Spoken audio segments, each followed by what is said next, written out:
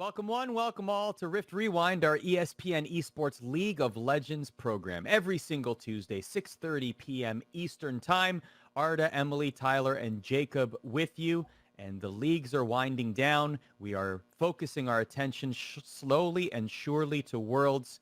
And already, before we even get there, we have some major news, and that's how we're going to start the program. Before we get to the Worlds news itself, because there is a lot to unpack, we have a little bit of an announcement before an announcement, maybe a little bit of an announcement. Tyler, take it away. What do we have to say here?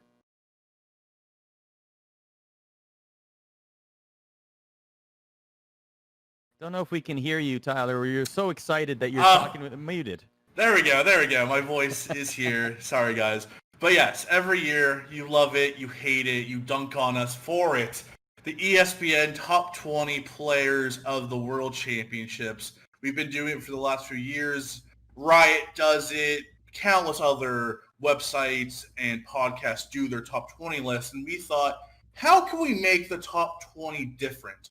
How can we step away from everyone else? What can we do to make it special? And that is why on September 11th, in less than 2 weeks, the cast right here, the ESPN staff are going to be in one room, or one virtual room, because obviously COVID, we can't all be in the same room. Wish we could. It'd be a lot more fun arguing. We are going to be in one room, and we are going to take the 100-plus players going to the 2020 World Championships in Shanghai, and in real time, you will be able to watch as we whittle down the list to create our consensus, hopefully consensus, top 20 list. And we are not allowed to leave the call until we agree on the number one player. We have to agree on a top 20 list. We have to break it down from 100 players to 20 and agree on the final selections before anyone can leave. There's going to be a lot of fighting. There's going to be a lot of arguing. There's going to be a lot of deceit, compromising, Twitch chat yelling at us. I already have told Emily that I'm bringing my Chovy notes. I already have a guide of why Chovy should be overnight in our top 20. It's going to be it's going to be a really fun time. It's something that no one's ever done before. No top 20 list this year will be like ours. You might not agree with everything we say, but you're going to see it happen in real time. And I think it's going to be a lot of fun when us four are in one room for hours on end saying who really is the number one player going to the 2020 World Championship. Great for you. I cannot wait for this. It's going to be a lot of fun. So like Tyler said, September 11th, we will come together and we will have a top 20 list by the end of it. Yeah. And it kind of, the way you described it, it kind of sounds like Among Us, Tyler. It's basically the world's Among Us is what we're doing. There's going to be compromises. I mean, if one of us, like, Arda, you might want to, I might have to bring in a Turkish player to make top 20 if you have to get on my Chovy gang. Like we're going to be alliances. We're allowed to trade. We're allowed to make alliance. I see. Oh, yeah. Yeah, okay, compromises. So Tyler, I'm telling you right now, I can be easily swayed. Okay. Tyler, for the right deal, I am easily swayed. And Tyler, I'm already listening. Let's go. Listening. It's going to be a fun time in September. It's going to be a really fun time. To tie a bow on this, can I get early predictions? Emily, let's start with you. Early predictions. How many players, over, under, you don't have to name them, just give me a number. How many players from the West will make the top 20, your opinion?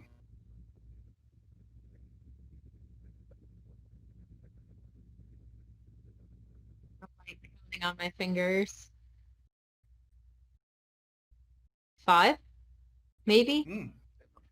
I was thinking 6, so I'll go over, but by one. I think it'll be 5 or 6, maybe 7. Yeah, I had to run through names in my head, and I'm sitting here my fingers being okay.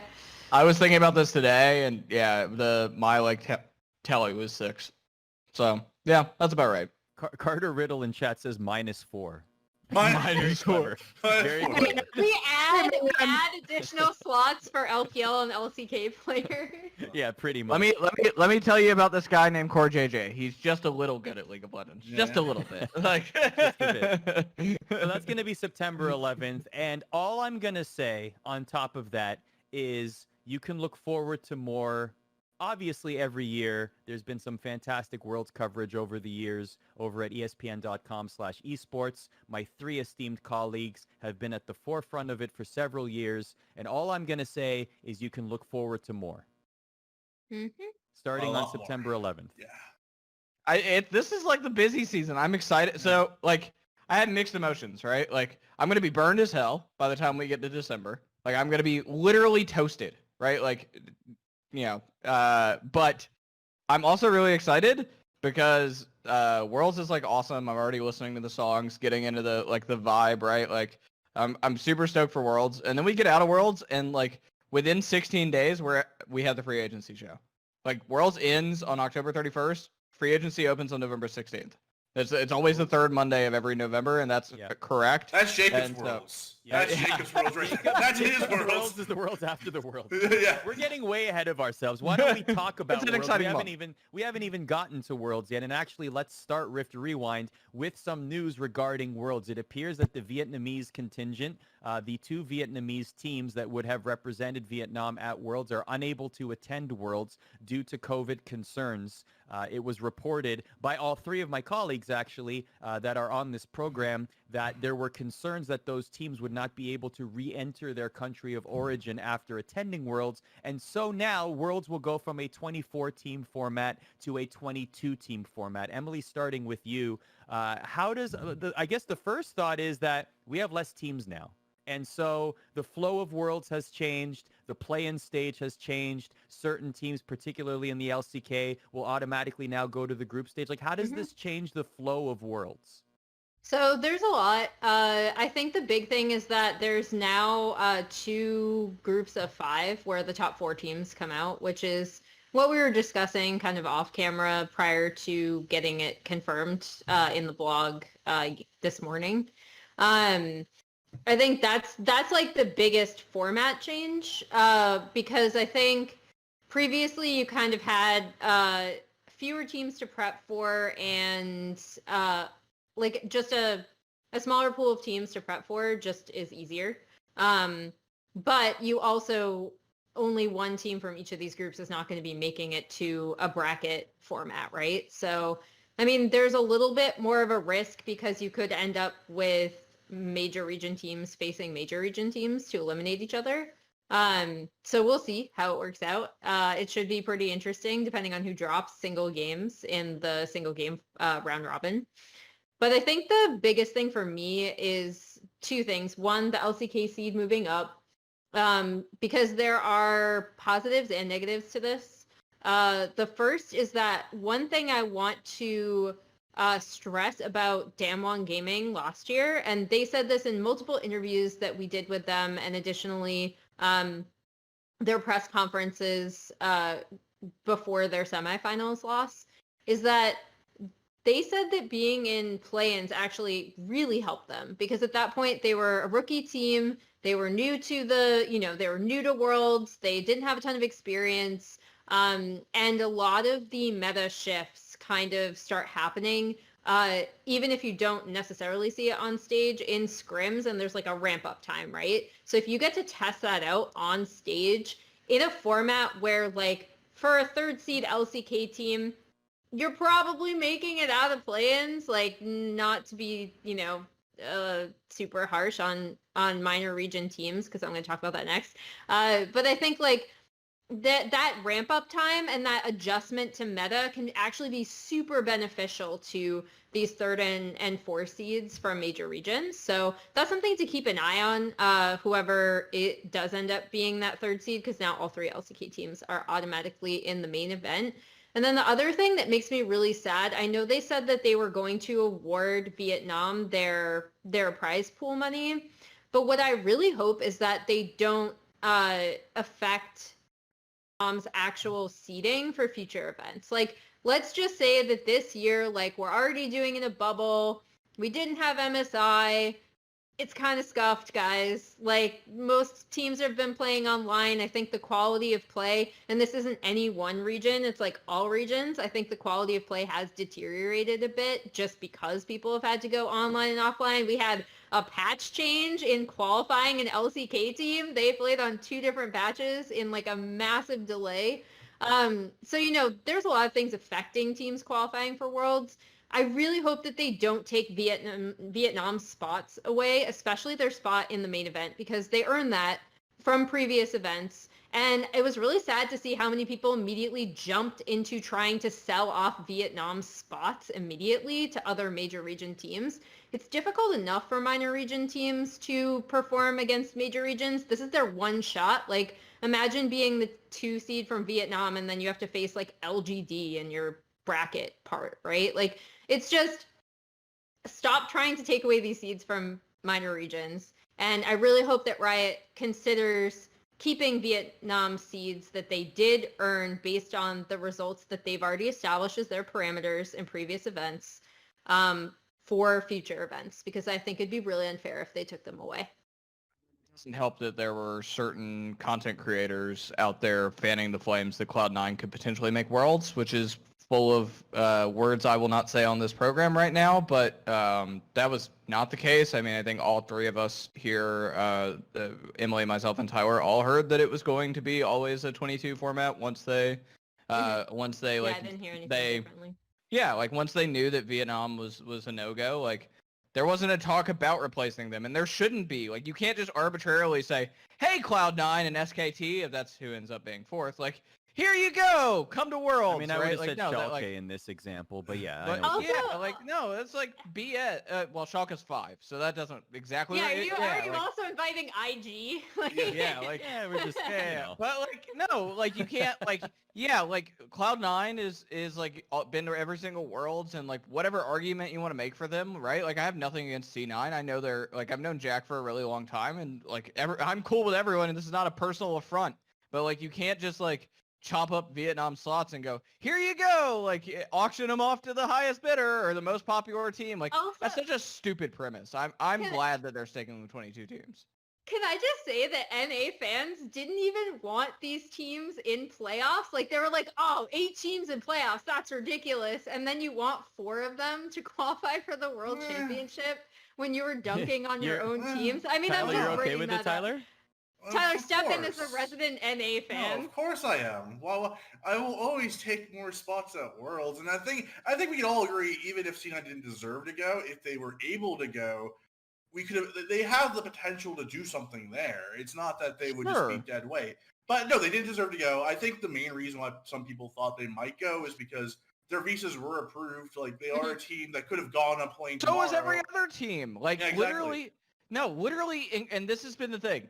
Because I was talking to people about the other minor regions yesterday. I checked in on LAN, I checked in on Brazil, I checked in on OC, right? Yeah. Literally for a month, more than a month now, in every single case, Riot has basically applied for visas for anyone who had a chance at qualifying for Worlds. Any team that had even a sliver of a chance, right? Mm-hmm. Like, that's why we knew about the trick thing a few weeks ago with SK Gaming. If you had a 1% chance, Schalke, right? Like, a very small little chance to even make Worlds, they went ahead and did preliminary paperwork for you in the event that, because it's such a, we've talked about this. Emily and I interviewed Jeannie Doi a few weeks ago on for our YouTube channel. Like, there is precedent here. Like, this is a difficult year to get visas given the whole COVID situation. So, like, Riot's been incredibly diligent. So, like, every team around the world could theoretically go to China, but just because they could doesn't mean they should. Go ahead, Tyler. Yeah, I want to focus a little bit on Vietnam because I think I'm the only one here who's actually been to Vietnam. I was there last year for the mid-season invitational. And when I went to MSI last year, I was so excited to go to Taipei. I was like, oh man, Taiwan, Taipei, everyone's talking it up. My friends are like, oh, it's a great country, great city. Like, it's going to be so awesome. The semifinals and finals are there. I was looking at Vietnam as like, yeah, cool. It's cool. Vietnam, never been there before. I'm sure it'll be fine.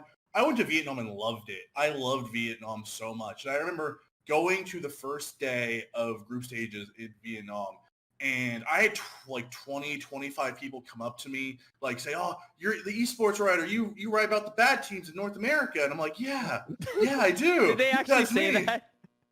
That's hilarious. They might as well have. That's terrific. They made fun of me for the NA thing. Like, people would when Team Liquid wasn't doing well in group stages, the Vietnam fans did come up to me and they were making some jokes. But no, I love the Vietnam fans so much because they are one of the most passionate fan bases in the entire world. The reason why Riot's not going to touch their 2Cs is because Vietnam is the fastest rising region in all of League of Legends. I mean, I'm sure maybe China just has more people coming in every day, so that's probably still the biggest.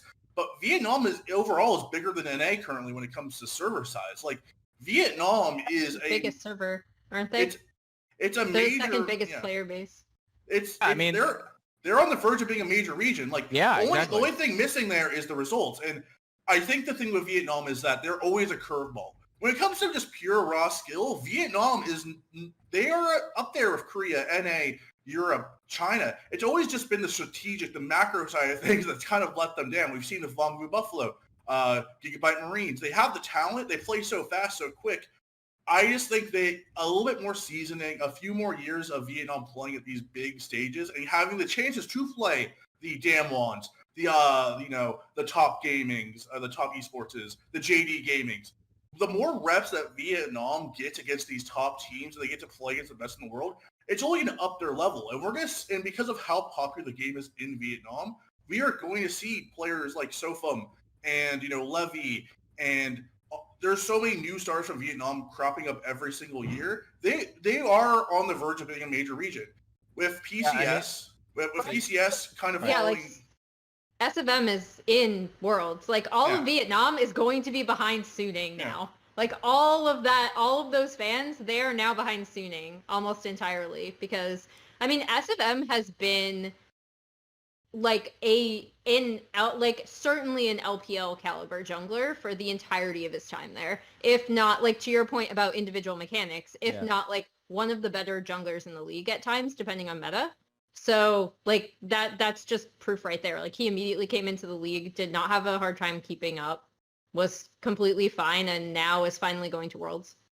Yeah, I mean, I totally think in a world where Taiwan is no longer a major region and the PCS lost that slot, like if they're going to promote another one and make it 5 major regions again, like it used to be, that should be Vietnam. They should be that region. Like they are like very competitive, right? And like maybe some of us are still really high on like the Gigabyte Marines 2017 run, if I remember right, 2017 MSI, but but I still think that this, I still think that generally like this region is growing to Tyler's point, and like arbitrarily replacing them after you already made enough fuss that NA and Korea are not getting four seeds. Like you can't just change that to sort of like suit fans. I think Riot made the right decision. I would have been very upset if they made the other one. Last question here before we move off of this topic is, what if this happens again? There are still more regions. Australia is one of them that I look at that may have a similar concern to Vietnam. So what if this situation happens again? And what happens with Worlds? What if it comes down to further? Jacob, what do you think? So interestingly enough, I actually saw that the Vietnamese government are actually considering lifting travel bans by the 15th of November. I mean, not November, 15th of September. So like, but I think Riot has to make the call now, right? Yeah. Like, and that the way it was reported that I read at least was they may lift the bans, not are lifting the bans on the 15th. I think it'd be different if there was some assurancy. I am told that Australia is fine. Now, obviously, 3 of the worst countries in the world with COVID-19 are the United States, Brazil, and Australia, all who are sending representatives to the World Championship this year. And I have not heard any concern about any of the 3. And like I said, Riot started diligence on the Australian visas a little bit over a month ago. So they've been on top of it. I think Emily wanted to make this point, but like this is a really big risk for Riot doing this event and bringing all these international people into China, especially with the leverage that they're putting on their Chinese government relations with their parent company Tencent. So I'll let Emily expand on that. But yeah, like this is a big deal, and it's unfortunate for Vietnam, but it seems like everybody else is okay as of right now. Yeah, I mean, as for what will happen with the format, I think they'll just adjust the format accordingly. But with to Jacob's point, the main thing I wanted to stress is like if the Vietnamese teams, if they had changed it so that they could go, the reason why they wouldn't have been able to go anyway is because I believe the 14-day quarantine period would have overlapped with when they would have had to play. But then additionally, I do think it's been kind of understated as to how much of a risk Riot is taking in doing this. And I'm not saying that they shouldn't do it, but I'm saying if you really think about it, if you think about the overarching implications of this, they have to 100% assure the Chinese government that they are not going to bring COVID-19 to Shanghai. Like, without a doubt. They have to be like, you need to trust us to bring in all of these people, including, to Jacob's point, people from incredibly high-risk countries like the US, like Brazil, and like Australia. And you have to tell the Chinese government, it will be okay. We will force them to quarantine, and we will not cause an outbreak in one of your major cities. And that's actually like I'm not trying to be dramatic here, but I do think that's something that's kind of gone like unspoken about this World Championship, is just how much faith and like confidence Riot have in themselves to be able to pull this off. And they're putting a lot of into it. Like, I mean, I've talked to some of the teams, and like the rules that they are setting up for, from substitutes to getting players on the planes to quarantining, it is a lot of faith. It is a lot of, belief in wanting this to work and needing it to work with the partnership between Tencent and Riot, or it is Riot, but they've done so much work just to make sure everything comes off. And that's why I want to kind of just say right now is we're talking about how this is going to be a scuffed world where, there's no fans, and oh man, we're like, it really does suck that we're missing Vietnam. They are a region that should be at every World Championship, more Vietnamese teams than less, I would say. But just the fact that we're having, or more than likely going to have, a World Championship this year in less than a month with 22 teams from 10 different regions, it's amazing. That's how awesome is that? Like, look how Overwatch League has no clue if they're going to have grand finals in South Korea, or which is even an online event, if they can even do it. Dota, Valve has basically said, we'll talk to you guys later.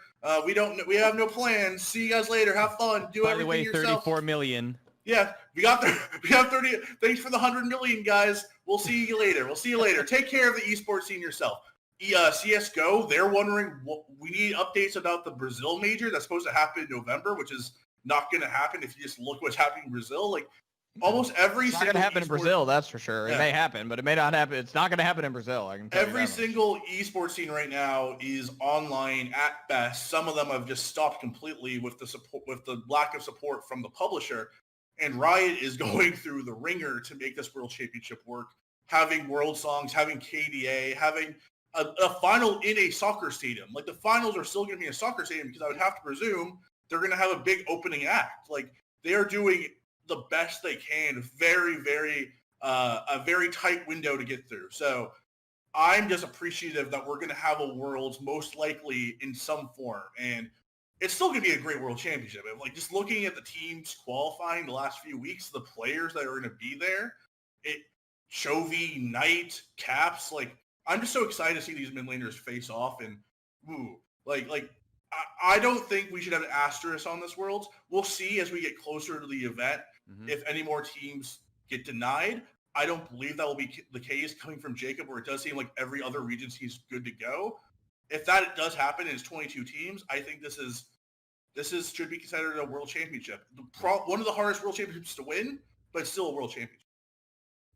Sort of disagree. I think with Vietnam not being here, my big thing is the seeding. Like, I don't want an undue amount of attention to be put on the results of this World as it pertains to seeding in the future. That's my only thing. I agree on that. When I say it's scuffed, that is actually where I put the asterisk. Not in the competition itself, but I don't think like Vietnam not being there actually, in my opinion, does really affect the way that teams end up being seeded, because you are missing an entire region. So that's the main point that I want to make regarding saying it's scuffed. That's why I meant the winner. The winner. That is totally fine. Yeah, seeding though, yes. The seeding for next year though, because it's so results based, I don't want them to take this World as like, yes, we need to make adjustments off of this. So I echo your sentiments, Tyler. I think that this is a massive undertaking, and Riot have for all intents and purposes, done a fantastic job with even having Worlds underway. So 100% agree with you there. A team that doesn't have to worry about Worlds at all is Cloud9.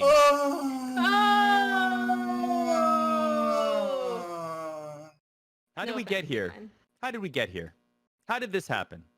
A lack of focus. Cloud9 should have played more Kazakhs, because then maybe they could have adapted. But that was their biggest issue. That was their biggest. That was their biggest issue the past 8 weeks or 7 weeks. Cloud9, there was a meta shift in the middle of summer split, and Cloud9 looked lost. Like, they just couldn't figure it out. And yeah, I mean, these games were kind of painful to watch. There's a lot of things. Arda.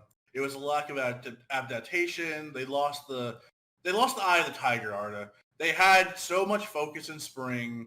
They didn't go to MSI. They lost focus. They started playing around with different compositions, thinking too far ahead of themselves, saying, what comps can we think of that can work at Worlds? What can we do to better ourselves at Worlds? They lost attention at the task at hand, which was qualifying for Worlds, which spring did nothing for them. There was no championship points, so thanks, Riot, for that. But, like, they lost focus, and also it's not just adaptation.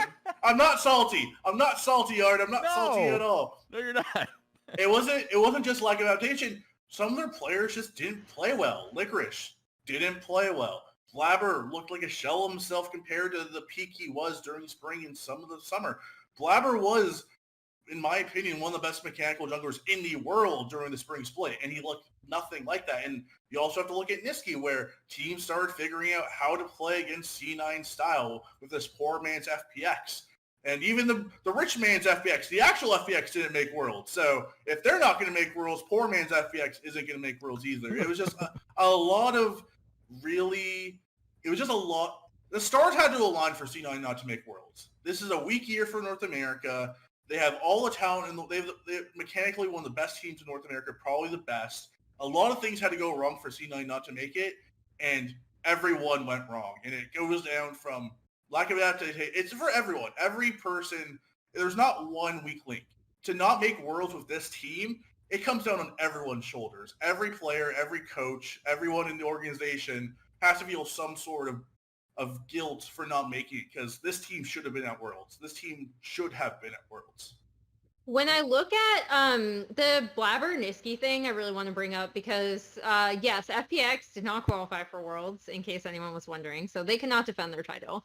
But if you look at a lot of the top teams that we're looking at from South Korea, from Europe, and from China that have qualified, you look at mid-jungle and you look at a much more standard style than what we saw from FPX and what teams were doing in spring, right? So with the bot lane changes, you can basically have your bot lane be a lot more like non-interactive than it previously was. And top lane is kind of its own thing. You can actually go a lot of different directions, I think, in top lane, depending on how you want to play.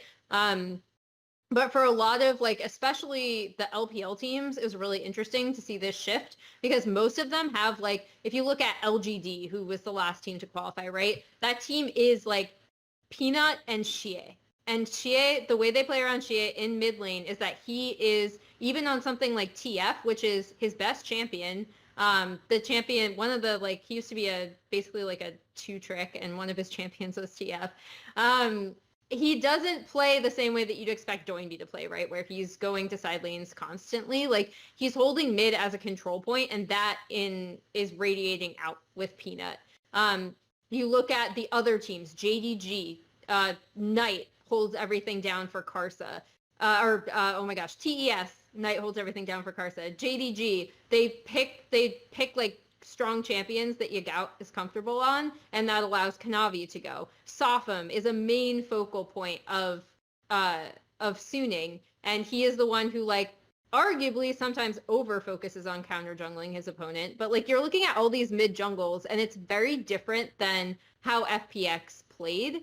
And I think one thing that's always interesting is when there's an undisputed top team in the world, a lot of teams around the world try to emulate their style. And C9 and Niski specifically was, like, really a huge proponent of how Doinby played, especially with some of these tankier mages and stuff like that. And yeah, like I think that's something to really consider when you look at meta shifts midsummer is what teams qualified, especially given their mid jungle. And look at what teams qualified in NA, right? Like I actually think Spica has been performing pretty well. Like obviously some of that is because Bjergsen has been playing really well. Out of his But mind. yeah, like that is a massive difference, right? If you have a ton of mid control, Spica automatically has more freedom.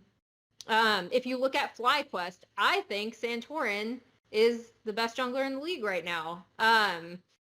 You look at Power of Evil, incredibly stable mid laner. Like if he does not want to leave mid lane, it's really difficult to get him to leave. Like it's really hard to force him out because he can play to his turret really, really well and still hold mid as a control point. So I think that's a massive thing to look at how C9 played around Niski and Blabber. They never really adapted their mid jungle. Is this how much of this? What percentage would you put to the meta not being in Cloud9's favor right now? 0. I talked to Bjergsen about this before he even qualified. This was before the C9 TSM matchup, and he said, I think he said it pretty perfectly, is that as a team, you can't bank on one meta saving you. You can't. Every World Championship, a new meta comes. You have Arda and Sensor. You have the Juggernaut meta. Every summer, every end of the year, Riot's always gonna bring us a nice tasty gift to change everything right before Worlds, to shake things up. And for C9 and for you can't just bank on the meta screwing you over. We are past the point where we can kind of just look at the meta and be like, that's the meta's fault. That's not our fault. Like if you're a top team in the world, you have to be cautious and know that meta changes are going to happen in the summer and around World time. But did the meta affect them? Obviously, but they can't blame it on that. And I think to Emily's point is that at this World Championship, if your team doesn't have a mid laner that you can rely on to hold mid, you are going to be eliminated very quickly. If you're in a group of Knight or of Chovy or of Showmaker or of Caps, and you have a mid laner who wants to skirt the line, roam around, try to outthink these powerful, stable mid laners, it's not going to work. I do agree where really this World Championship is going to come. The main focus for a lot of these teams is going to be that mid-jungle synergy, and especially having these strong mids who can control and be consistent in the mid lane. There's too many gods coming to this World Championship in the mid lane. It's stacked. So, Jacob, Cloud9 don't make Worlds. Certainly the conversation now is going to turn to, well, what happens to this team now? If you're a Cloud9 fan, you're already looking at the roster and already doing a post-mortem, and you're looking at it and saying, what about this person? What about this person? What do you think is going to happen with the Cloud9 roster moving forward?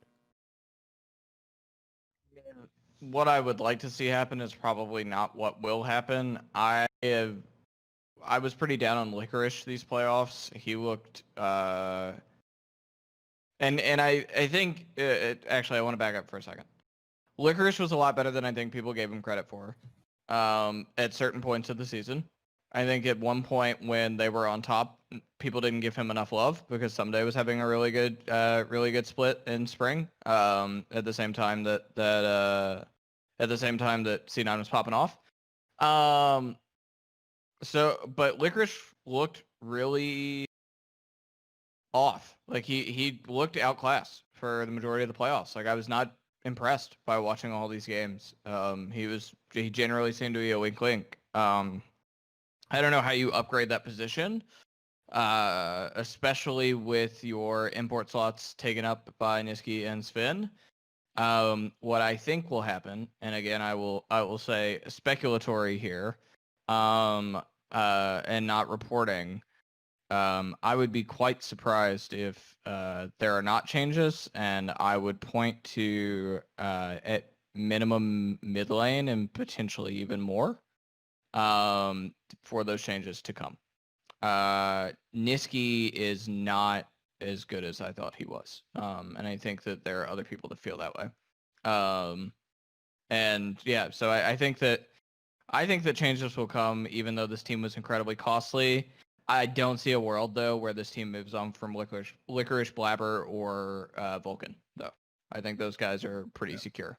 They're top Despite, yeah. I mean, despite Licorice being an underperformer in the playoffs more recently. Yeah, they're top homegrown talent. It's really hard to replace them. My thing, and I think the reason why there will be at least one change is it's the team liquid factor of 2019 going to 2020, where yes, on paper, Jensen, Impact, Doublelift, like Core JJ, these guys, Smithy, like they won championships together. Like they won. It was great. It was awesome. But for them to really get over that hump, you have to do something at Worlds. Where this thing is same thing with C9, right? They can run it back. They can come back in spring, run it back the same 5. And if they crush spring, what does it matter? Nothing matters. Nothing would matter with this 5 until 9 months into the season when they're qualifying for Worlds or not qualifying. And that kind of pressure and kind of nervousness, that kind of awkwardness of just kind of waiting until it really matters with the same 5, where you can't really make up what you really can't do, because until spring matters, spring really doesn't matter. C9 and Doublelift have kind of shown us that this year, especially with the new rules. And there are a few interesting free agents on the market. I don't like, obviously I think the biggest free agent will be Chovy. Chovy will be a free agent after this year. We'll see if DRX could somehow lock him down. They didn't have the biggest offer for him last split. He turned down multi-million dollars, $3+ million in the case, to not go to either China or North America. He signed a 1-year deal to look towards maybe winning a championship with DRX and his, mentor, his coach, like his close friend CV Max, and then go to a bigger team or a bigger contract in 2021. COVID might shut that down. Him getting a visa might be near impossible if he wants to come to NA or China. But I do think the one thing that C9 does have is they have Palafox and Fudge. And I've been a big proponent of Palafox forever. I covered him during the scouting grounds 3 years ago when it was him, Vulcan, and Blabber all in the same scouting grounds team. And he was the MVP of that team. He was the best performing player. He's been lost in the academy for the last few years, but he's really had a standout year on Cloud9 where he's ready to be a top 6, top 5 mid laner in LCS tomorrow. He's been top of NA solo queue, which is not the greatest accomplishment in the world. It's not being like Showmaker, who has 3 top 10 accounts in South Korea. But Palafox is a mechanically gifted mid laner, which we don't have a lot in North America. And I think he's actually ready through winning Academy a few times, being in the Academy system for 3 years. I think Palafox is ready to get promoted. If you're C9, you look maybe at a 2-man mid lane substitute role with Palafox and Niski. If you're going to go the conservative route, if you're not going to swing for the fences for a Chovy, then I think Palafox is a really good someone you really do have to try out next year alongside Niski, because I do think both of them play differing styles. I think they could offer different things to C9 overall. So just a side note here, as chat was listening to this conversation, I didn't even think about this, and this is like so surreal to even agree with. TSM Daniels, who's a longtime viewer of this show, we see him in chat a lot, said, hot take, Golden Guardians had a better playoff run than C9. And if you think about it, they did. They did. They beat TSM. Yeah. 3-0. But like nobody would have ever guessed that. Better than C9, yeah. Like it's just crazy to think that we've come to that point. That is a factual statement. They played a better FPX than C9 did. They were the better poor man's FPX. I mean, Closer had a much better performance this playoffs than Blabber did, which I did not expect coming into it. But I think another thing on the Palafox spot, if you can play Palafox mid, that allows you to have an open import slot. You could throw Fudge in there too. Fudge is maybe the best Academy player right now in North America, but he's Australian, so he takes an import slot. So that the one thing we should mention is that all of the Cloud9 players, their contracts expire in 2022, so it would be a release or a trade. Not that I think that it matters. I think they would have enough market to be bought out. If Hooney's contract can get out of in half a split, any contract can get out of. I think you make a very good point there. Yes, Mr. 2.3. Switching teams was not necessarily on people's bingo cards. But neither was C9 not making Worlds. So let me ask you this. How many, if you look back, just to tie a bow on the C9 conversation, how many months or how many weeks this entire year were C9 below average or bad?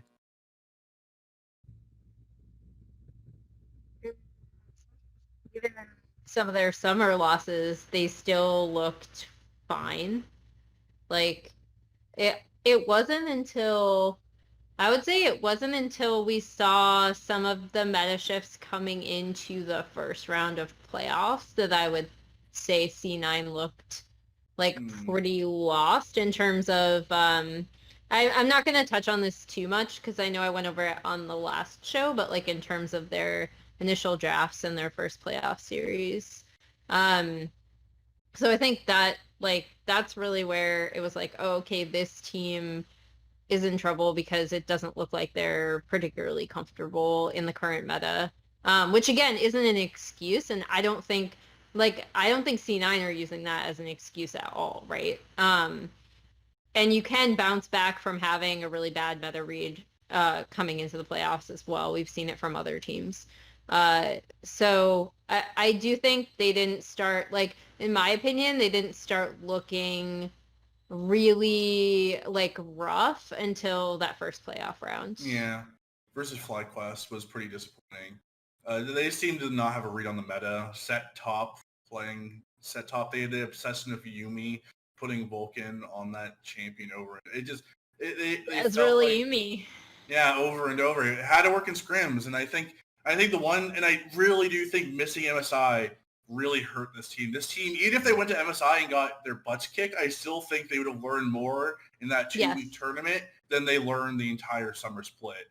And just like the Vietnam team, like it's a year where a lot of teams from a lot of regions are gonna have regrets and feel like they got cheated one way or another. So C9, obviously, like it's way worse for Vietnam, right? Vietnam team, like Team Flash, have had an amazing year. They're not even get to go to Worlds even though they qualified. Mm-hmm. So can't really cry over C9 missing MSI, but they desperately needed that tournament. They desperately needed to go to MSI and be getting their butts kicked or actually doing well, scrimming against the best team, scrimming against T1 and JD Gaming and G2. They would have leveled up, and they would have maybe brought something back to North America too. So it's a year wasted. It's a year that I said this last week. Neither TSM or warrant losing. One of them is going to lose, and the next 6 months are just going to suck. And for C9, it's going to suck until next year's Worlds qualifiers, because no matter what they do now, no matter if they go 18-0 in spring and they destroy everyone and they look like the best team ever. Yeah, we've seen it before now, and we are going to get tricked again. And that's the sucky thing about this entire situation, is that nothing they can do in the short term can fix this. Nothing in the short term of killing everyone in spring, destroying everyone in summer, until they can actually qualify for Worlds. There's always going to be this doubt in the back of their head: are they going to choke again? And that's what's going to gnaw at them for the next 6+ months. And that's why they couldn't lose that series at TSM when they did. While Doublelift was right, spring split does not matter, and C9 learned that the hard way. So let's set the table for the main conversation on this program here tonight. Spring split doesn't matter. That was said during spring split by Doublelift, who was on another team in spring. As you recall, he was part of Team Liquid. They were coming off the dynasty run of winning 4 splits in a row, but a disappointing performance at the 2019 Worlds. And then the format changed for the LCS, and there were no spring split implications. And so there was a lot of lack of motivation, particularly among veterans in the LCS. Most vocal of all, Doublelift. This is what Doublelift said in week 6 of spring. Everyone's not playing their best. And then for me personally, I feel like I should have put myself at a higher standard or something, but pretty much just didn't care. And then now that we're behind, I think I care a lot more. I think I realized when we started losing a lot that I care about my reputation, and I don't have like an indestructible reputation just because I won so many times domestically. I don't want people to look at my play and be like, wow, he sucks now. Now that we have the rest of the split to go, like 9 something more games like that, the other 50%, I feel pretty good because we're actually in a position, and I haven't been in a bad position like that in a long time. So I really welcome the change of pace, and I like feeling like, oh wow, the pressure's on. We might not make playoffs, or like, we might not especially be like top 2. I think that's like really unrealistic now. And actually, I think like if you just look at the way we're playing, we're not even really a top team anymore. So I think it's really cool. I think I need the stress in my life a bit to feel motivated. Well, we know the story from here. Doublelift switches teams. They make playoffs. They eliminate Cloud9, and now TSM are going to Worlds. Spring split didn't matter. Nope. Some might even say that it is embarrassing that Cloud9, who dominated pretty much all of the entire season, do not have the opportunity to go to Worlds and rebound from a half a month's worth of poor performances. Now we find ourselves in a situation where they are on the outside looking in, and Doublelift and his team are going to Worlds. Taking nothing away from that accomplishment, let's talk about the format itself. Spring split didn't matter. Doublelift got the final say, the last laugh. TSM going to Worlds. To me, Jacob, I find it unfortunate. This is almost a nightmare scenario for this format for the LCS, because for me, it's almost as if it has to change next season. I mean, I think I have a couple of different opinions here, in the sense that, like, if the spring split doesn't matter, then test out your academy talent, right? Like, try to develop that way. Like, that's the one thing all of North America has not done well, is invest in young talent. Generally, Tactical and Johnson are...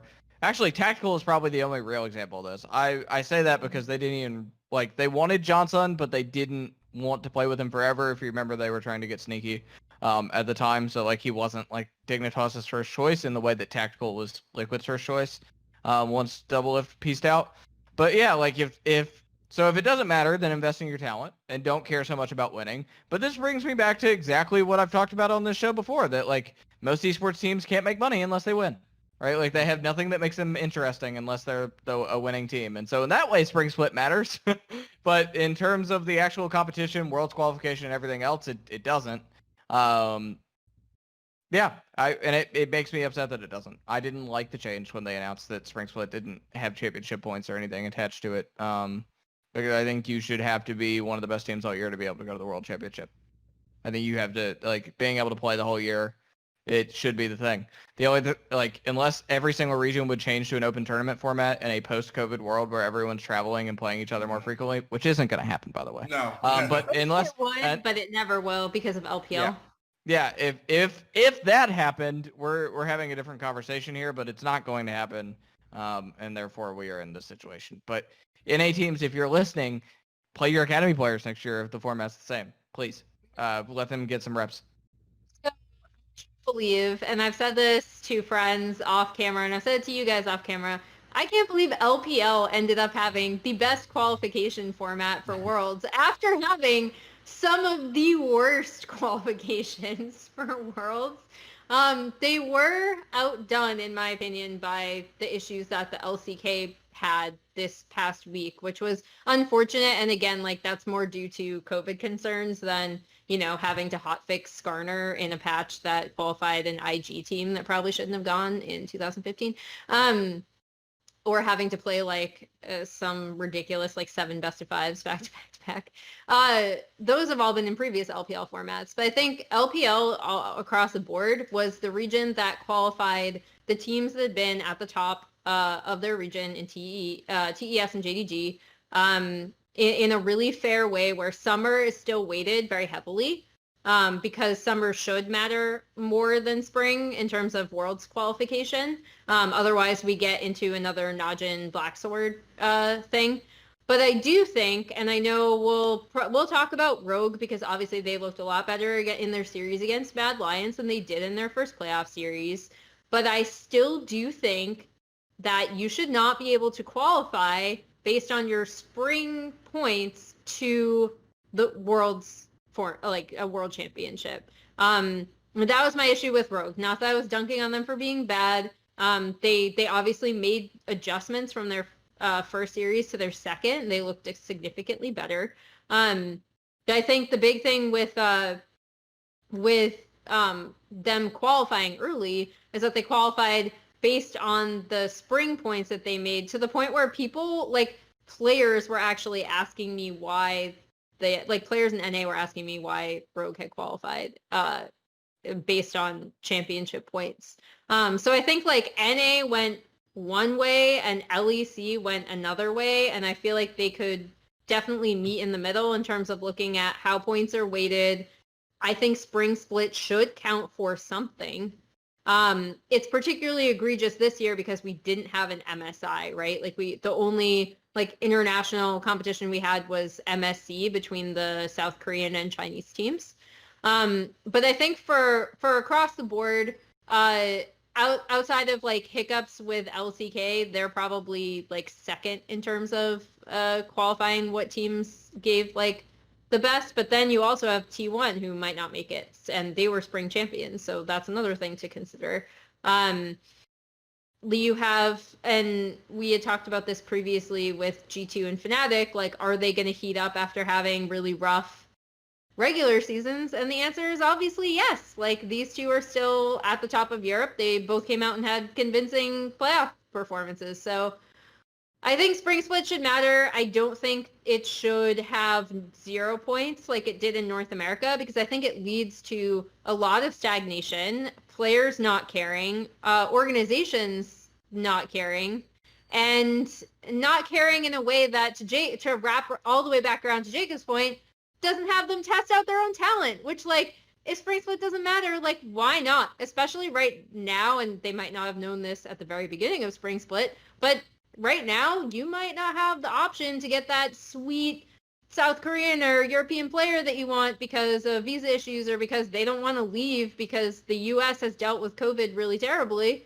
And you might only have North American talent to look at. And now you haven't really scouted these players. You haven't really tested them out in anything beyond Academy. So I think Spring Split should matter. I also think that another team that's really happy about this is TL, for obvious reasons, again, that were beyond their control because it was visa issues. It wasn't like necessarily players not caring, although Doublelift was also on that team before Tactical started. I hate the Spring Split, Arda. All my homies hate the Spring Split. The Spring Split sucks. I wish it was abolished. I wish it was eradicated. I hate the Spring Split. I don't like the new playoff formats in Europe or North America.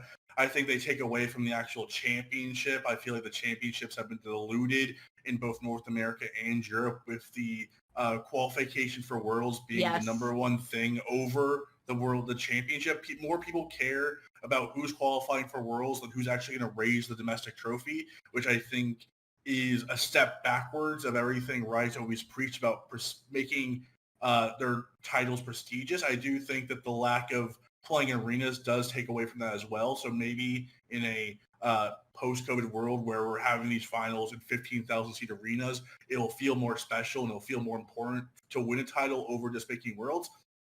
But the reason why none of this is going to change, and the reason why Riot's probably going to laugh at us talking about all this, is because sponsorships are up. Numbers are way up across the board. People are 500,000 plus watching TL versus TSM, or Cloud9 versus TSM. 800,000 plus watching Fnatic versus G2. Like, the numbers on every single region are way through the roof. It doesn't matter if it's North America, Korea, China. In terms of just the Twitch viewership, the YouTube viewership, the Western viewership, and I'm sure China viewership is also just going way up because that's all that China knows how to do when it comes to League of Legends, is just continue growing. It's all going well. And with other esports, we're saying, and you would say, oh, it's the COVID effect. Like, everyone's home, everyone's watching, Twitch. That must mean, like, it has to be a recording thing, right? No, some other esports are down. We're seeing lesser numbers across the board, and with a lot of other esports, where for League of Legends, it just keeps growing. And we can talk all day about how, Spring Split sucks. I wish we could go to an open circuit. I wish the Summer Split mattered more than actually qualifying for Worlds. But if you're Riot and you're saying, oh, hey, we just got McDonald's and LCK sponsorship. Oh, man, we're getting 900,000 plus for a G2 Fnatic series. Like, oh, man, people actually care about NA still? Like, oh, man, there's no reason to change because they just continue bringing viewers. People, obviously, we're the minority here because people are tuning in. People are excited about these new format changes. And spring, even though it doesn't matter necessarily, people are always going to tune into spring because it's the new lineups, right? It's like, oh, man, I can't wait to see Chovy on this team or Naguri on this team. Oh, man. Like, there's always that thing of the spring split always usually generally gets more viewers than summer because people are more excited at the beginning of the year because it's always the newness, the freshness of having a new year upon us. And I think this year has been one of the years, amazingly, where the summer split has just been way up in terms of viewership. And I think if you're right, you're ecstatic about how everything is going. Every number, every metric seems to be on the way up, where your competitors have no clue what they're doing. And a lot of them just quit during the COVID era. So I hate the spring split. All my homies do, but the 800,000 people watching G2 versus Fnatic obviously don't care that the spring split doesn't matter. So is it better for like is this? I'm trying to quantify this. Is this a low point for hardcore League of Legends fans, but a high point for casual League of Legends fans? I mean, I don't think it's necessarily that. I think it's a low point of League of Legends quality due to like nothing, like everything beyond everyone's control. Like I don't think that is like fair to blame Riot for, right? Like they don't have I'm not blaming Riot. I'm just trying to assess the raise in viewership versus the lack of passion for spring split. And even summer split. Among us, like we don't want spring split, but like people do. Mm-hmm. I mean, I don't think it's as simple as that. But I think one of the reasons why summer may be a lot more heavily weighted viewership wise is because we didn't have a mid-season title. Like we didn't have and say what you want about MSI, but like I do think that fans are really hungry for a world championship because we haven't had any, we haven't been able to have international events. Like Rift Rivals was already going to be gone, which fine. The only one that teams actually cared about was the Chinese versus South Korean versus like LMS / now PCS teams. But they ended up having MSC. And from what I know, that was like really, really well viewed. And additionally, talking to Ashley today about like LCK and LPL stuff, she said that a lot of LCK, sorry, Ashley Kong, you should know her. She does amazing video interviews, and also she's done some of those for us, but she operates Horizon. We were talking about it, and she said that a lot of the LCK teams took what they learned at MSC and then applied it to their summer split. And viewers are just really, really, really hungry to see teams face each other, which is why they have been tuning in for summer. They have been tuning in to see how teams will qualify for Worlds. We'll see if those numbers stay now that this coming week of finals is in the West anyway is going to be, obviously people will be tuning into LCK because their finals matter in terms of Worlds qualification. In terms of seeding for Europe and NA, I don't think it super matters, to be quite honest. Play-ins. Depending on how you feel about play-ins, but then there's also an argument that can actually help teams. So I know C9 has said it's helped them, like I brought up previously. Damwon said that it helped them a lot. So you can be of two minds, actually, depending on how you feel like your specific team, because every team's different, right? Every player's different. So they're all going to adapt to play-ins differently. They'll place different values on it. It'll depend on whether your team would prefer a higher seed or not. Like I know talking to PoE said FlyQuest preferred having the higher seed that they earned, right? So I think that it'll depend on what we see from this weekend in the West in terms of like, do people still care that it's going to be a finals where you're not really as concerned over Worlds qualification because everyone's qualified. Because I don't think fans care about seeding. I think players and staff and like really hardcore fans do, but I don't think the casual fans necessarily care about Worlds seeding as much as they care about, did my team qualify for Worlds? Yeah. And I mean, then the benefit is that you still have Fnatic, you still have G2, you have TSM, which, you know, say what you want about their operations this year. TSM is still a wildly popular team with a ton of fans. Yes, they are. So yeah, like you have a lot of teams left in there that are going to draw viewership as well. So you mentioned this, Emily, in your point there. CJ90 says, if MSI happened and C9, well, if C9 won it, that's the speculation part, but we wouldn't be having this conversation.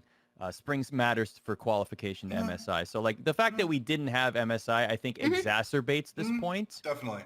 But this point is still valid, is it not? Like, MSI aside, yes, we've talked at length on this program about how important MSI is for the development of teams, particularly how much better Cloud9 would have been and possibly been able to take that into summer playoffs if they had that MSI experience. Totally understood. With that said, there's still no bearing whatsoever from spring split to Worlds qualification. And I think ultimately Worlds will always be the biggest for that sure. matters. Team Liquid literally made a final of MSI last year and people ragged on them for not getting out of Worlds. Like, no one cared. If MSI had any credence towards anything, people would be like, "Oh man, TL had an amazing year. They made an international final." No one cared. No one cared they made the MSI final. No one cared G2 won after they lost to FPX.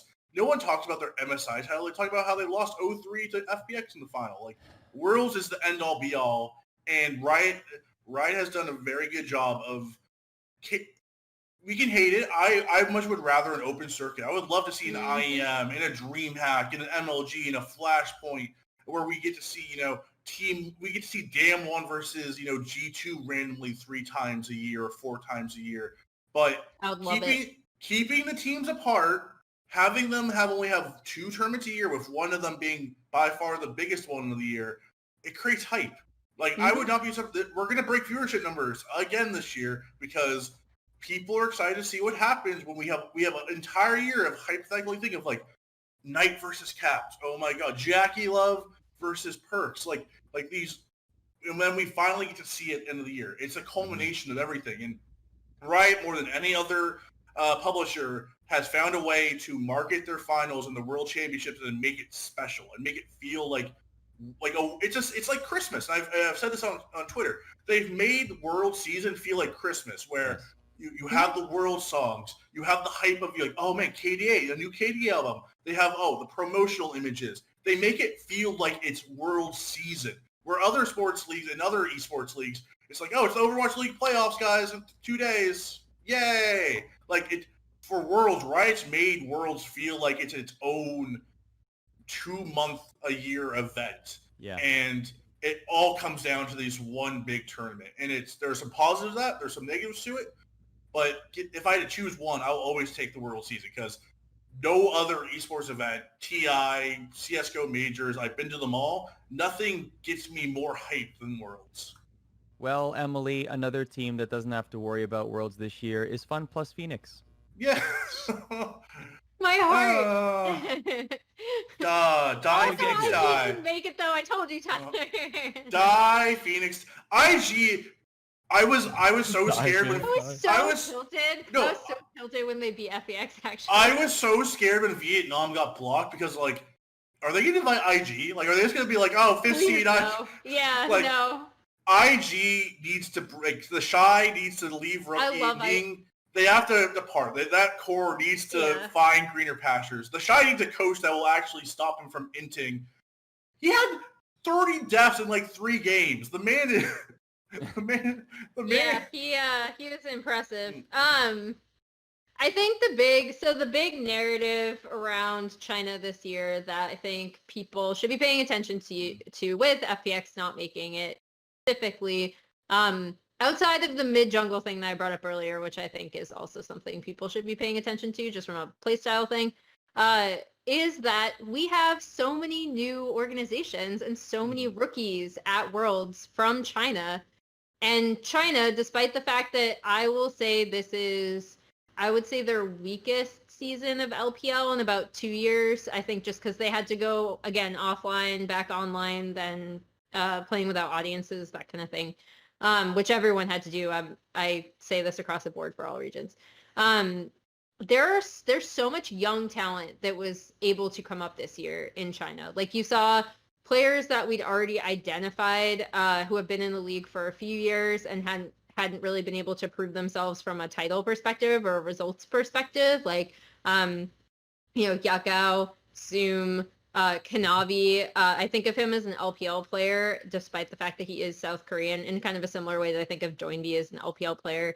Then you have like TES, you have Knight, you have 369, who I still think is like incredibly underrated top laner by the international community. You have someone like SFM, who's been in the league for a while, and he's Vietnamese, and all of Vietnam will be behind him, like I said. But on Suning, it's a really interesting mixture because you have him, you have Bin, who is, I think, really good, despite the fact that he makes a lot of mistakes because he is a rookie. You have Angel in the mid lane, and then you have Huanfeng, who is a bot laner that honestly, like, everyone should be watching this kid in terms of like the next breakout LPL bot lane star is Huanfeng. His story is also really interesting and incredibly heartbreaking. The LPL did a written feature, an interview with him that was translated by iCrystallization on Twitter, so you can look at her Twitter feed and find it. It's really, really good. But you have LGD, who has been here before. Wayless oversaw from the Chinese desk their qualification in regional finals. But that's been kind of the big story. And then you have like Victory 5, who is arguably, Worlds maybe could have made it if there hadn't been all that mess with IG. So I think that's like the main story in LPL. And I think one of the reasons why FPX didn't make it, outside of a playstyle issue and outside of everyone's gonna dunk on Khan and the team's decision to bring him in, et cetera, and the fact that Tian and Chris were underperforming. And there's a lot of reasons why FPX didn't look as strong this year. But I think one of them is just that we have so much up-and-coming Chinese talent, either true rookies like Yanjia or Huanfeng, or people like 369 or Zoom or Yakao or Knight, who have been in the league for a little while, who are now really, really starting to come into their own and are on teams that draft well around how they play, that really make the most of their play style. So I'm actually really happy with all 4 Chinese teams that are going. I'm sad that FPX doesn't get to defend their title. I would have liked to see them qualify. As much as I love IG, I'm not as sad that they didn't. Yeah. Last point on this, Tyler? I wholeheartedly agree, and I agree that I was talking to my other day, and he asked me, what is the storyline of the 2020 Worlds? Outside of the COVID thing, outside of that, what is kind of the stories what's the overarching storyline? And I said, this might be the start of a new era. And obviously it's the 10th year. You would feel like this is a new chapter beginning. But if you look at every major region, China, you have Knight leading the pack. You have South Korea, you have Chovy and Showmaker and Kyria leading the pack of the new generation there. Look over at Europe, you have the Mad Lions and the Larsons of Rogue, and you have all this young talent, coming from there. And then you have North America, where we have Tactical, and that's it. We have Tactical, baby. We got one player, one. You have Spica. Oh, Spica. Oh, sorry, Spica. We have two. We have Spica and Tactical, but I do feel like this year's World Championship is especially if T1 doesn't make it, with FPX losing, if IG losing, if T1 doesn't make it, I really do feel like it's a new era, and this is the beginning of a new era, especially if Knight, Showmaker, Chovy, and even Caps to an extent. I know Caps is a veteran now. It feels weird to say he's a veteran. He's only been playing for 3 years. He's already made 2 World Finals. It does feel like this is a new generation of Worlds where we're going to see a lot of new stars, kind of like back in 2013 when we had Cool and Faker and Uzi make their debuts on the world stage. I feel like 2020 is going to be even though Showmaker and Chovy were there last year, I think they are much better players than they were in their rookie seasons. I think this is the year those two players take a step up. I think Knight we're going to talk about Knight so much in the next, 2 months of Worlds and pre-Worlds coverage. He is the main character, I would say, of this entire Worlds. He has the coolest nickname of every player in the world. the golden left hand. How cool is that? That's the coolest. That is an anime nickname if there ever was one. But I think 2020 Worlds is all about the new era. And I think we have a lot of new stars, even from NA, that are going to show up at the World Championship. So a couple things to mention there. Tyler, an announcement before an announcement, perhaps.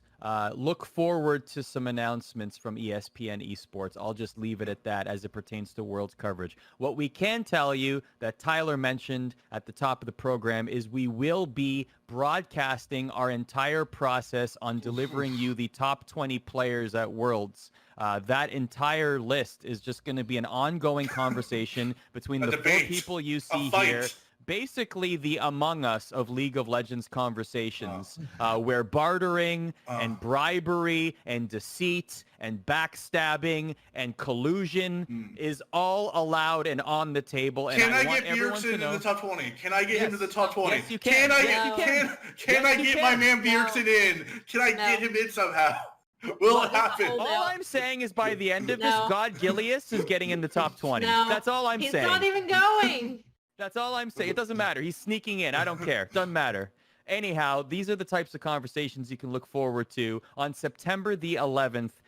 Time to be announced. Keep it locked on our Twitter account, ESPN_esports. We will have full details there and exactly what format the show's going to be and what we're going to do, etc. It's going to be a ton of fun. Let's end the show on this. All three of you have prepared in honor of Fun Plus Phoenix. Maybe they're not so honored that we're doing this, but in honor of Fun Plus Phoenix not making Worlds 2020 after winning in Worlds 2019, we thought we would present you all a list of teams that did not have great follow-up years after winning a world championship the previous year. So we're going to go around the horn and we're going to talk about one each. Tyler, let's start with you. Which one is your selection? I know the three teams. I don't know which one exactly is my selection. I guess I will start off with the team that I remember was fondly kind of failing at the World Championships. It was back in 2018, Gen.G. They were the prototypical South Korean team. They played the most standard scaling style possible. It was beautiful in 2017. That was the way you played League of Legends. If you played sloppy and aggressive and all you did was fight all the time, everyone made fun of the LPL. This was when Emily was attacked for liking the LPL and like, oh, the LPL will never win anything. There's such a messy region. They don't play with the proper etiquette like South Korean League of Legends, like Gen.G and Samsung, where we would scale until 40 minutes. Ruler would have 6 items. Kuve would, get the space for him, get into the back lines, let Ruler take care of business. Ambition would just go to the jungle for 35 minutes on Rek'Sai, not even touch any of his lanes. And that was how you played League of Legends. You played counter-attacking styles. You scaled until late. And Gen.G, Samsung Galaxy at the time, did it perfectly enough to win the World Championship, put Crayon on that Malzahar, negated Faker for 3 straight games, swept Faker. World champions. 2018, they came back and did the same exact style, the perfected South Korean style in South Korea. Only one difference. The meta totally shifted at Worlds. The standard Korean style was thrown out. All these teams like Vitality, Cloud9 started playing like it was just fight. Fnatic and IG were also leading the charge with that kind of just solo lane. Let's just brawl around the map. Let's just have fights every 5 seconds. Let's all be the LPL. And Gen.G could not adapt. Gen.G played their proper etiquette style. They were like, hey guys, let's just wait till 45 minutes until Ruler has the 6 items. No one was listening. They were getting bot dove at 5 minutes. It was not a pretty sight. And one of the lasting images I have of the 2018 World Championships is after Gen.G got knocked out in the group stages, last place, the first South Korean team to ever finish last place in groups. I remember Ambition standing outside the press area, smoking a cigarette, just looking very, very sad. And everyone on that team looked very, very sad.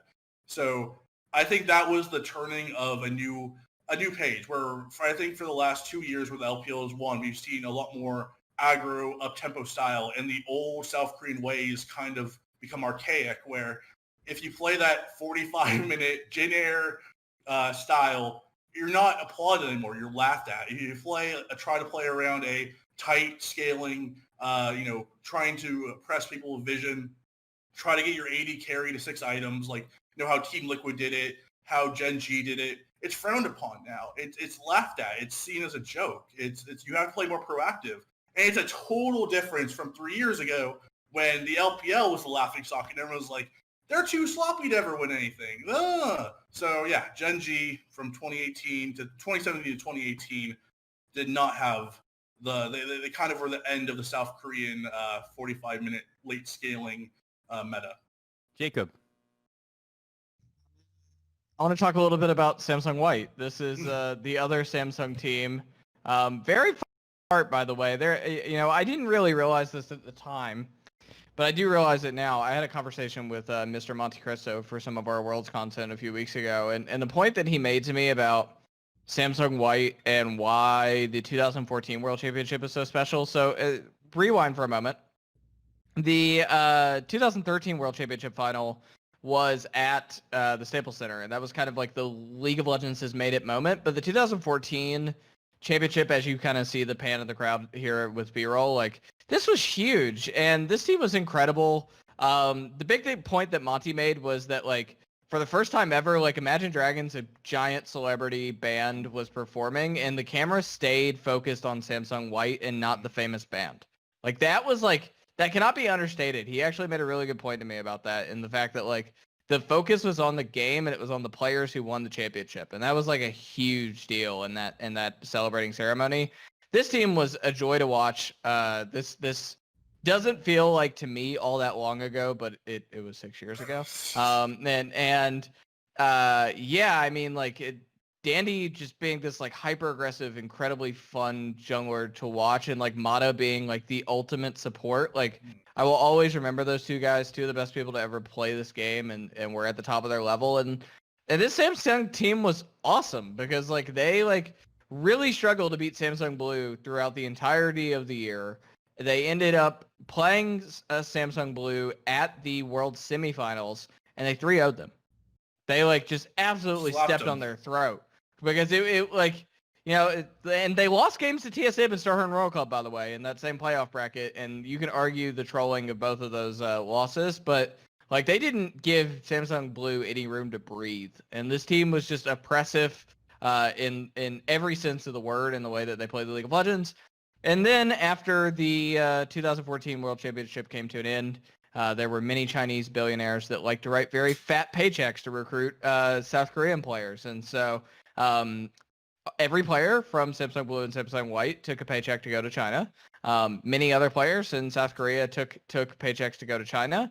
And there sat Mr. Faker all by himself in South Korea, the lone star left behind who certainly could have, but did not take a fat paycheck to go to China. And Korea had to rebuild and actually came back the following year and won in 2015, 2016, 2017 were fantastic. But certainly Samsung was on another level. I would maybe make the argument that they were one of the best. Maybe they're the best League of Legends World Champion ever as a team. I think a lot of people like the pedigree of SK Telecom can't be understated. Like their organization deserves all the love because they're amazing and the most prestigious organization in all of esports for all those title wins. But from a raw skills perspective, this Samsung team was awesome, and I think they really could have maybe repeated in 2015 if not for the Korean Exodus. Meta shifts and everything else into consideration there, maybe things would have changed. But like this team did not look weak when they went out. They just got broken up by Chinese billionaires with fat checkbooks. And finally, Emily. So I think the team that everyone forgets probably won the Worlds, except for really hyper-focused, Taiwanese fans, is the Taipei Assassins. So in Season 2, like Season 1 Worlds, which we made the mistake of watching as part of one of our little watch parties. Doesn't count. And I almost fell asleep. Season 1 Worlds is like people really didn't understand how to play the game. right? And season 2 was getting to the point where teams are starting to understand things a lot more strategically. IPL 5 happened right after this, and we saw a lot of teams really showcasing their greater understanding of side lane pressure, for example. When we talk about a team like WE, who was also at season 2 and was in that very unfortunate match against CLGEU. But this entire World Championship had some technical issues, had some technical hiccups. But there was one team, like, going into this, Korea, like, people who followed South Korea understood how good they'd become in a year. Like, people were like, okay, these are by far the teams with the strongest understanding of how to play the game. You know, they really know what they're doing. And then there was Team WE. And Team WE, again, was like at the forefront. Like, I cannot stress how good WE was at this point, and also how instrumental they were to understanding the way League of Legends came to be played. Like, Wei Xiao pretty much like taught everyone how to play AD carry. Like, this is a team that people kind of forget about that, just because they unlike a team like CJ Entis Blaze with their, you know, their 5th-man or their 6th-man strategy with the like minion waves, they weren't as widely touted in terms of what they brought to League of Legends strategically. But shout out to Team WE. This was just a time where everyone was really trying to figure out how they wanted to play. And there was one team that everyone was mentioning beyond like when you talk to Moscow 5, Azubu Frost, CLGEU, Team WE, you looked at these teams and you're like, okay, what team at this World Championship do we have to watch out for, right? And like, if you look at the teams that are there, you're just like, okay, people definitely thought Azubu Frost was going to do well. People definitely thought Moscow 5 was going to do well. And then you have like WE, right? You have people believing in TSM, which, you know what, like TSM was the team that everyone told me to watch in season 2 when I first got into League of Legends. So I watched their regional qualifier to get here, and that was like my baseline for watching the season 2 World Championship. But there was a team that everyone was facing in scrims that they said was really, really strong. And that team were the Taipei Assassins. It was Stanley, Lulballs, Toys, Bebe, and Mistake. This is a team that like people rarely heard of until the scrim rumors started. So like, this is the first Worlds where we really saw like a lot of things. People learning how to play the game. The World scrim rumors always crop up in terms of this team's doing super well in scrims. You need to watch out for them. And at this World Championship, that team was the Taipei Assassins. And they came through and proved that at this point in time, these Taiwanese players, despite the fact that they were not considered from a major region like North America or Europe or South Korea or China, these players came, they won a World Championship. It kind of started this weird narrative around what became the LMS, but at this point was actually still the GPL. Which, by the way, people don't know was the first League of Legends league in history. They proved that you did not have to have the same sort of, I guess, like backing or infrastructure that a lot of these other teams had.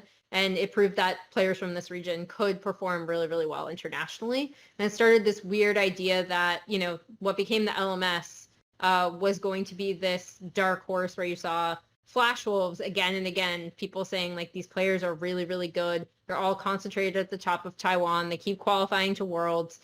We're seeing a mini Flash Wolves reunion, by the way, with Karsa and Sword Art qualifying from LPL this year. But Taipei Assassins was kind of this like it was one of those lightning in a bottle things where I think this only could have happened in season 2, because again, they didn't even make it the coming year. That the team that made it was Sword Art's Gamania Bears, actually. Who people Bears, do I not remember it. Yeah, I was Great gonna say, jerseys. people don't really remember them. Great uniforms. But they were there. And they were also seeded, because this was back in the day when they seeded people past the bracket stage, which was a mistake. That was bad. Definitely, That was a terrible definitely a format mistake because they got absolutely blown out by SKT in the quarterfinals.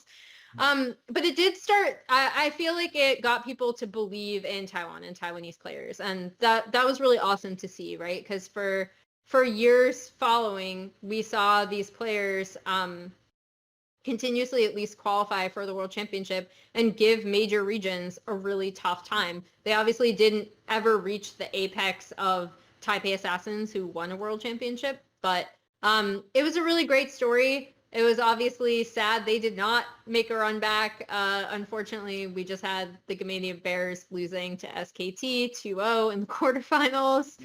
But yeah, it was a really interesting time narratively and also analytically for League of Legends. And it's cool that the Taipei Assassins were able to like stake their flag in there. One fun fact about Taiwan or the Taipei Assassins that people probably don't know is the only reason why we have world skins is because of the Taipei Assassins. The original Taipei Assassin skins were done by Garena. It was only supposed to be for Taipei Assassins, where it was like this thing that Garena did to celebrate Taiwan winning the World Championship. It became so popular that they were done for season 3 with SKT. Yep. And then people complained, were like, "Where's Fnatic then? Like they're getting made Well, give us our Fnatic. Yeah. And they caved.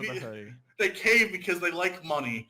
And then forever since, the World Skins have become another integral part of the World Championships and why it's such a humongous, it's like it's Christmas season where we have so many great things to look towards, skins and songs and promotion, and there's nothing better than Worlds. I'm so excited. Thank you, Taipei Assassins.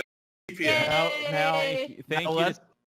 I was gonna say, let's power rank the world skins. Can we do that? Let's right now, but maybe sometime. Maybe that'll be part of what we do in the near future. There's a lot to look forward to here on ESPN Esports. We have a lot coming up. It begins September 11th with our Top 20 show. Definitely look forward to that. More details on Twitter, ESPN_esports. But also keep it locked at ESPN.com/esports. We got some leagues to determine. We got some winners for Summer Split to determine. So we're going to talk about that on our next edition of Rift Rewind on Tuesday at 6:30 p.m. Eastern. But for now, we are done. Good vibes, Axie Kindness, everybody. We'll catch you next week.